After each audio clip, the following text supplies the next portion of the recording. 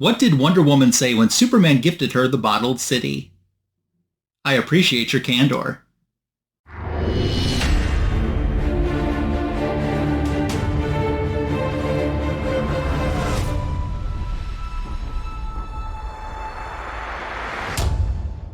Welcome to Comic Book Editions Volume 259. Today is Wonder Woman Day. Although I gotta be honest with you, every day feels like Wonder Woman Day to me. But it is National Wonder Woman Day today, Tuesday, October 21st, 2025. It's in recognition of Wonder Woman's first comic book appearance in 1941 in Action Comics number 8.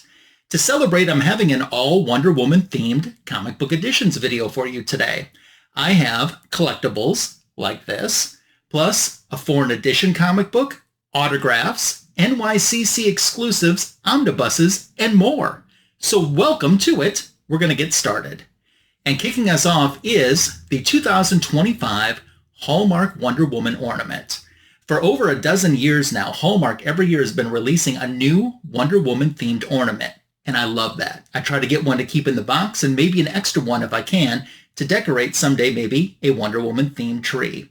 I love what they chose for this year's ornament, which represents the Lynda Carter Wonder Woman TV show. You pull the string at the bottom of the base and Wonder Woman spins to the theme song. Granted, it's a re-recording of the theme song and she spins in the wrong direction from what she spun down in the TV show, but I don't care. I still love this ornament and I thought it was an amazing design and idea concept. In addition to this, there's also a 90th DC Comics anniversary ornament. One side is the Golden Age Trinity, and on the flip side is the Modern Trinity. I plan on picking that up sometime, so you'll see that in a future Comic Book Editions video here on my channel. But the ornament isn't the only piece of merchandise that I have to share. I have a Wonder Woman page puncher, which I'm excited about. I can't believe they're already like 7, 8, or 9 waves into these page punchers. I remember when they first started appearing, I saw them everywhere in stores. Stores like Target and Walmart, besides seeing them online. Now that we're several waves in, I don't see the page punchers as much. Of course, Wonder Woman was in a very recent wave, and I like that they chose the Golden Age Wonder Woman to represent in this wave. So you get the 7-inch figure by McFarlane Toys, you get a base, plus some hands that you can swap out, and there is a collectibles trading card. Plus on the back, you get a facsimile comic book of Wonder Woman, issue number 1 from volume 1.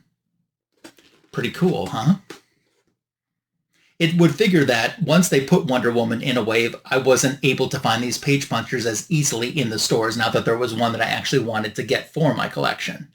But this Golden Age Wonder Woman wasn't the only one in the Wonder family to get some love in this recent wave. Because they also had a Steve Trevor page puncher. So it's the exact same deal. You get the action figure, you get a swappable gun, you get a base to stand him on, a trading card, and it's the same Wonder Woman number 1 comic book facsimile packaged inside. This figure, however, is a chase, which means that they didn't manufacture as many of Steve Trevor as they did the other figures in the wave. I think that's why the red represents that it's a chase figure. Of course, when it's a chase figure, it's harder to find, it's more in demand, and the prices go up. I lucked out by getting Wonder Woman and Steve together as a set online on eBay. And I had to turn there because the other places where I could find Steve, the price was way too expensive. But getting them together in a set, and I wanted Wonder Woman anyway, was the most economic way to be able to put this into my collection. Last Friday, they announced a Golden Age Cheetah for the next wave, and she also is a chase with the red label. The pre-orders went pretty fast, but somehow, and I don't know how this happened, I was able to get one pre-ordered because it was about 20 minutes after they went on sale, and I kept refreshing and always not available, not available. And about 20 minutes later, all of a sudden, one was available for me to put in my cart and check out with. So I do have a cheetah coming to go with this set, and I'm really excited about that. You'll see that in a future Comic Book Editions video. Let's turn our attention to some comic books. This is the Wonder Woman Volume 6, Issue 25 Incentive, the 1 in 25 incentive. It's by Nguyen, the artist. And we have Wonder Woman surrounded by some eagles. Now you got to tell me, one of these eagles has to be eagerly, right? I would think so. Anytime I see an eagle on a DC comic, I'm like, it's eagerly. I really enjoyed Peacemaker Season 2, but the finale left me, as I know some other folks, really disappointed. To me, it felt like it was a lot of filler in the final episode instead of, boom, boom, boom, hitting everything that they had set up for all season long. I love the rest of the season, just wasn't crazy about the finale, but I digress. They don't have a 1 in 25 incentive cover for the current issue, which is out right now, issue number 26. And it doesn't look like there's one solicited for the next few issues as well. I don't know if that's a sign of Wonder Woman sales not doing well or not. I know it does save me money overall in my budget by not having to buy the incentive cover, so I'm not upset about that. Just an interesting point that they stopped doing incentives for the main Wonder Woman title. I did find that interesting. Issue 25 also had some New York Comic Con exclusives. And you're going to see a whole bunch in a moment, starting with this one of this Carla Cohen exclusive. This was based on Infinite Crisis, issue number 4. Now, I just showed that original cover in Comic Book Editions, volume 257, a few weeks back. And I mentioned that this was being homaged by Carla, and she does such a fantastic job on her art. And this is the regular New York Comic Con trade dress, which was limited to 3,000 pieces on sale at the recent NYCC. They also had the Virgin variant of this comic book, which was limited to 1,000 copies. So once again, if you've missed Wonder Woman issue 25, let me sum it up for you. Mice have ears. The mouse man knows. There, you're all caught up. No, actually, there is a little bit more to the comic book than that. It's the first appearance of Matriarch, and we see a feature that isn't too good for the Justice League members, with the exception of Diana in this story. So, interesting. We also had a foil version. I know this looks pretty dark on camera, but you have to have a foil version. This was limited to 1,000 pieces, also an NYCC exclusive. Speaking of Mouse Man, he was originally a Silver Age villain. He made like 3 appearances in the Silver Age. I took his very first appearance to tie into Wonder Woman Day and made it my back issue of the week short, which came out yesterday on my YouTube channel. So if you want to learn about Mouse Man's first appearance, check that video out. And to round out the Carla Cohen exclusives, we have a glow-in-the-dark. Now, I had previously bought a Wonder Woman logo glow-in-the-dark that completely did not glow in the dark. I have not taken the time to see if this one does yet or not. I can see where this lasso would light up and look pretty sharp if it does actually work. Carla Cohen wasn't the only artist who had an NYCC exclusive for issue number 25. Here is a great Jenny Frison foil Virgin variant. They call this Turning Point. And it has a very small numbered COA on the back. And I have number 742 out of 800. Of course, I love me some Jenny Frison. This is reminiscent to me of some of the covers that Jenny Frison did earlier this year for Women's International History Month. Still to come from New York Comic Con, I have a Lyrics Wonder Woman exclusive cover for Volume 4, Issue 38. And I have a John Tyler Christopher negative space that he did for the Deadpool and Deadpool and Batman crossover, which had, a variant of Captain America and Wonder Woman cover. This one is Captain Marvel, Carol Danvers, and Wonder Woman, and that thing sold out fast, but luckily I have one of those coming. Both of those haven't shipped yet, but I do expect them to ship soon, and you'll be seeing them in a future Comic Book Editions video. Some non-NYCC exclusives. DC Comics presents Wonder Woman. This one-shot came out in 2011. I am so happy that this finally came back. And I say came back because I remember in 2011 getting the chance, if I wanted to buy this. And I didn't. I passed on it. And then I couldn't find it afterwards. My style of collecting had changed a little bit. And years later, I was like, I kind of wish that I did have this. And I went looking for it, and even on eBay, you don't find this that often, and when you do, the price is pretty high. It's an Adam Hughes cover. It's a recycled image that they used from a Volume 2 issue. This is the first issues that Eric Luke wrote when he took over the Wonder Woman title. It has Yannick Paquette artwork as well as Matthew Clark artwork inside. It reprints Wonder Woman Volume 2, issues 139 through 142. It had been a while since I had read these stories, so this was kind of a fun reread to go back and enjoy. The villain in this storyline is Oblivion. Once again, incredibly hard to find. So when I saw this at a comic show and the price was so right, there was no way I was not leaving without it. At that same comic show, I found this, which I promised you, a foreign edition Wonder Woman. I really don't know a whole lot about this comic book, except it comes from France. It has this awesome Gal Gadot photo cover. Back in Comic Book Editions 204, I had picked up a free Comic Book Day France Wonder Woman comic book that had this exact same cover, and I knew what this was. This, I still haven't had the time to kind of research a little bit and dig into it to find out exactly what it is, but I knew I wanted it. And it does not escape my mind how ironic it is that something from France ends up all the way over in the United States at a little comic show in a library in Wisconsin at a price that I can afford. It just feels to me like it's just meant to be, which I had to have it for my Wonder Woman collection. You know, I love the foreign edition comic books too. I love photo covers, so it marked a lot of boxes for me. I have more to come in my Wonder Woman Day haul in this Comic Book Editions video, but first I want to remind you I'm less than 10 subscribers away from hitting 1,000. I can't believe that. So if you haven't subscribed to the channel yet, I certainly would appreciate it. Or if you could share my channel or recommend my channel to someone that might subscribe and get me to that finish line, I really see it in sight. I certainly would appreciate it. The algorithm loves it when you give this video a thumbs up, a like, a heart, and I love reading your comments, which I'll ask for at the end of today's video. Let's jump back in with some more Wonder Woman items. I said I had omnibuses to share, and that is true.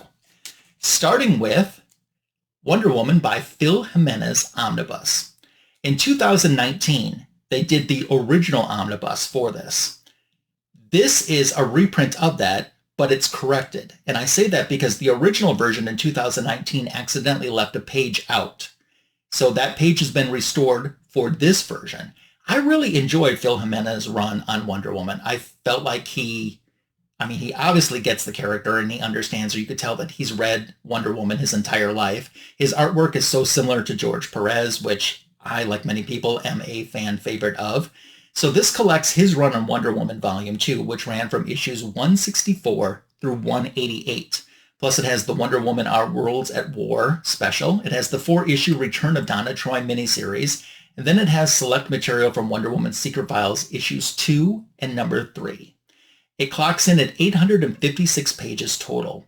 I didn't have the original omnibus, and I'd been looking for it. And, you know, out of print, sometimes those prices zoom, and it was zooming on this. So when I heard that this was going to be resolicited and offered again as an omnibus, and I could get it, you know, at a really good price, which I did, that made me extremely happy.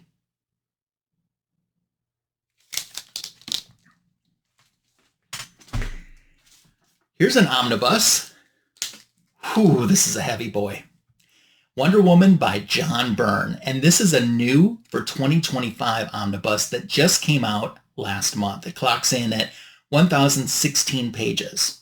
So John Byrne's run on Wonder Woman, very controversial, as a lot of John Byrne things are. You know, a complaint is that Wonder Woman feels like a guest star in her own book that she's supposed to be starring in, because he does put a lot of guest stars in here, but I don't think that's just a Wonder Woman thing, and I don't think it's an anti-Wonder Woman thing. That's just the style and the way that John Byrne writes, because if you look at other titles that he's done in the last several years, he includes a lot of guest stars and gives everyone time to shine, not just the main headliner of the title. This collects his run on Wonder Woman Volume 2, which ran from 101 through 136, plus annuals 5 and 6. It also has Action Comics number 600 material and Adventures of Superman issue 440 and Secret Files number 1, Wonder Woman Secret Files number 1, included in this omnibus. If you're a John Byrne fan, want you to stay tuned, because I have something else related to this run of Wonder Woman related to John Byrne that I'm really super excited about sharing with you in just a few moments. I'm probably going to do one more thing and then circle back to this item regarding John Byrne. You don't want to miss that.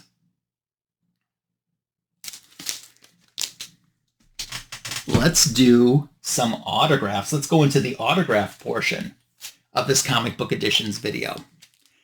This is something that I didn't even know I wanted until the opportunity presented itself. It's Absolute Wonder Woman, issue number 2, but a third printing, and it's from 2025. And yes, it's double signed. Kelly Thompson did a private signing with Impulse Creations, which is where I bought this comic book from months ago.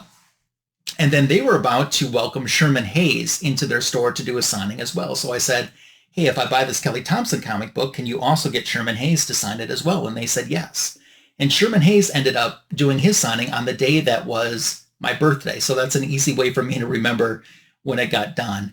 I initially bought another double signed book by Kelly and Sherman to gift to a friend of mine in the community, which I did, which is why now I can go ahead and show my copy, because I didn't want to show my copy and tip off my friend who I A-okayed a signed version of that, I had gotten this, because then if I said I was about to send you something, they might know what I was about to send. So now it's all taken care of and I can share this with you. And I think this Wonder Woman Day video is a perfect time to share something like this.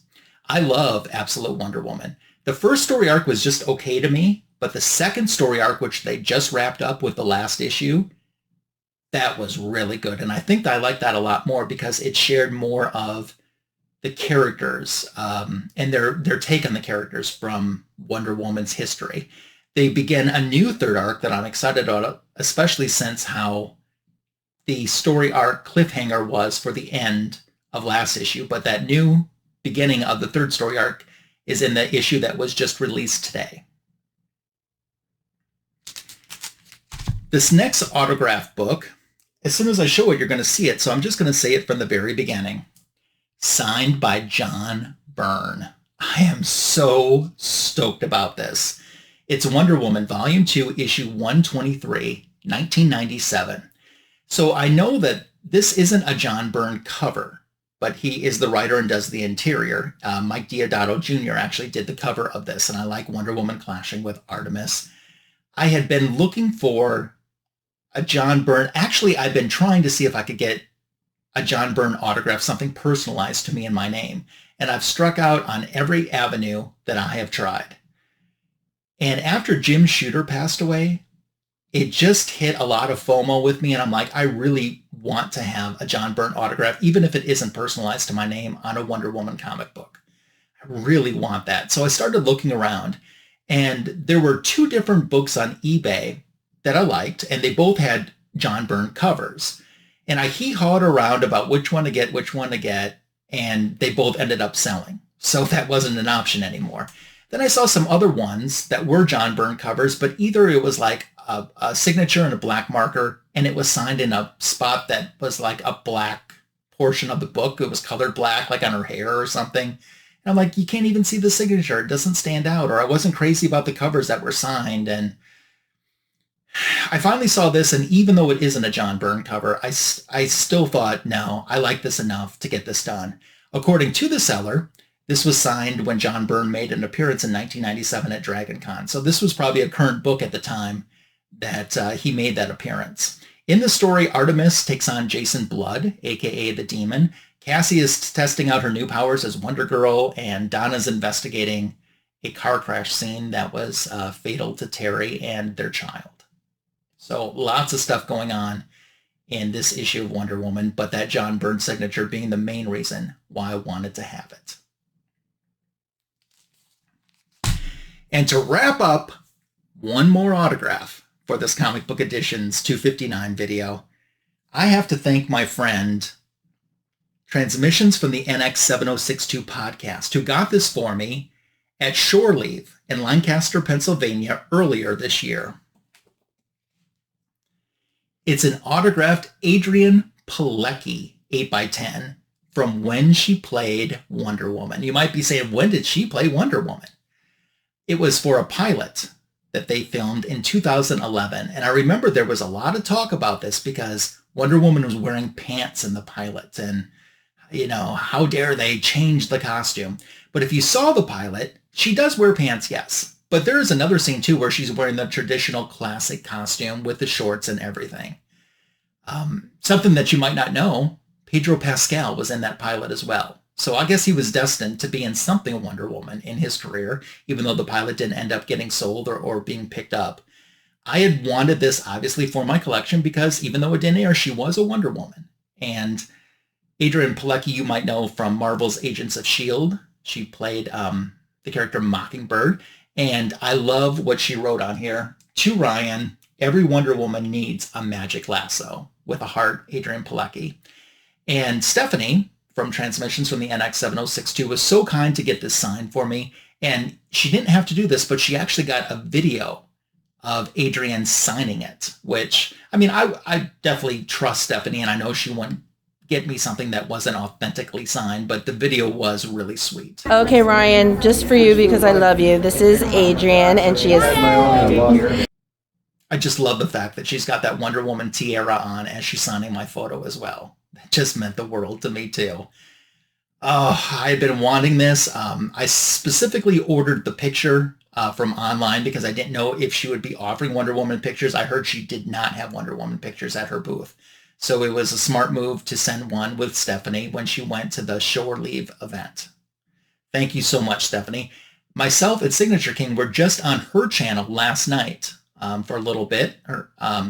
Hers is more of a Star Trek-based channel, but it does cover some pop culture as well, and it's Monday nights at 10 p.m. Eastern. I left the link in the description for my video if you'd like to sub up to her. I know that she would appreciate it, and I would appreciate it as well. And thank you so much, Stephanie, for getting this for my autograph collection. She got me another autograph as well, which I'll probably share next week, I think. It is superhero related. I think you could say that. It's an 8x10, I'll tell you that. But since it wasn't Wonder Woman, it didn't qualify for today's Wonder Woman theme. I've also been wanting to share some of my autographs that I've gotten that were pop culture or maybe some musicians. I haven't gotten as many as I used to get added into my collection, but in the past several months, the summer or so, I have gotten some in. So maybe I'll share those sometime just to try it out and see how it goes for the funsies of it. But in the meantime, what did you think about what I shared? Let me know if you have any of these items, if you want any of these items, if you're searching for any of these items, or how you're celebrating Wonder Woman Day 2025 today. Let's comment about all of that and more in the description, in the comment section for today's video. I did some Wonder Woman coverage this past Sunday night. I had my friend Andre from Brazil as a special guest on Fanboys Live and the Retro Review, and we talked about some Bronze Age and Copper Age Wonder Woman stories. So if you've missed that, you'll want to catch that on the rewind. It's always great spending time with Andre. And of course, my friend, the Signature King, who survived the No Kings Rally, walking through the crowd with a crown. I'll let him explain more. But it was a good time this past weekend on Fanboys Live and the Retro Review. That brings you to the end of Comic Book Editions 259. Tomorrow night, I'm on John's Comics with Friends YouTube channel at 9 p.m. Eastern, 8 p.m. Central for another edition of JLA vs. Avengers. It's issue 18 that we're battling one against the other. So make plans to join us for that. If it's after that date, it's already been archived in a JLA Avengers playlist folder, which is on my channel. Fanboys Live and the Retro Review features J. Hood Creative back again, and we're going to talk Swamp Thing this upcoming Sunday. Thanks again for making it to the end of this Wonder Woman Day video. Have a great rest of your day, and take care.